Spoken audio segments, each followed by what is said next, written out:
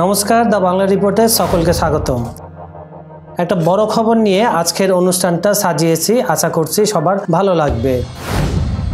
আন্তর্জাতিক রাজনীতিতে এক বড় ধাক্কা দিলেন ভারতের প্রধানমন্ত্রী নরেন্দ্র মোদীজি, আর তিনি দিলেন একেবারে আমেরিকার প্রেসিডেন্ট ডোনাল্ড ট্রাম্পকে সতর্ক করে। কিন্তু মোদী একা নন, তার সঙ্গে রয়েছেন রাশিয়ার প্রেসিডেন্ট ভ্লাদিমির পুতিন এবং চীনের প্রেসিডেন্ট শি জিনপিং।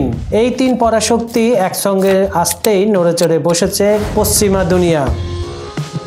এরই জেরে ট্রাম্পের একান্ত প্রিয় ও বিশ্বস্ত মিত্র ফিনল্যান্ডের প্রেসিডেন্ট আলেকজান্ডার স্টাব সরাসরি পশ্চিমা দেশগুলোকে, বিশেষ করে আমেরিকাকে এক ঝাঁকুনি দিয়ে দিলেন। তার বার্তা একদম স্পষ্ট: দাদাগিরি বন্ধ করো, ভারত সহ গ্লোবাল সাউথের দেশগুলোর সাথে ছড়ি ঘোরানো বন্ধ করে সম্মান দেখাতে শেখো।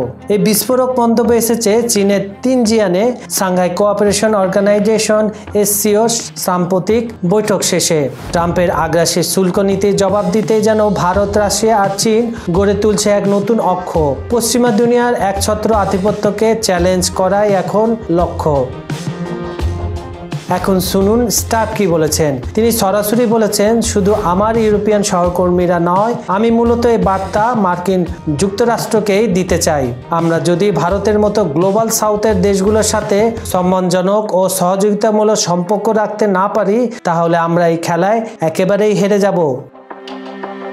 এই সতর্কবার্তাটা এমন এক ব্যক্তি দিলেন যিনি নেহাতি কোনো সাধারণ নেতা নয়। ট্রাম্প প্রশাসনের সঙ্গে আলোচনায় ফিনল্যান্ডের একটি কেন্দ্রীয় ভূমিকা পালন করছে। আর ব্যক্তিগত সম্পর্ক যদি দেখো, তাহলে গত মার্চে ট্রাম্প তার ফ্লোরিডার মার-লোগো রিসর্টে স্টাবের সঙ্গে 7 ঘন্টা ধরে গল্ফ খেলেছেন। বিশ্লেষকরা বলছেন, স্টাব ট্রাম্পের কাছে এমন অভাবনীয় সুযোগ পেয়েছেন যা ইউরোপীয় অন্য কোনো ছোট দেশের নেতা কখনো পাননি। তাহলে বন্ধুরা, অবস্থা দেখে এটা স্পষ্ট, গ্লোবাল পলিটিক্সের খেলাটাই বদলে যাচ্ছে।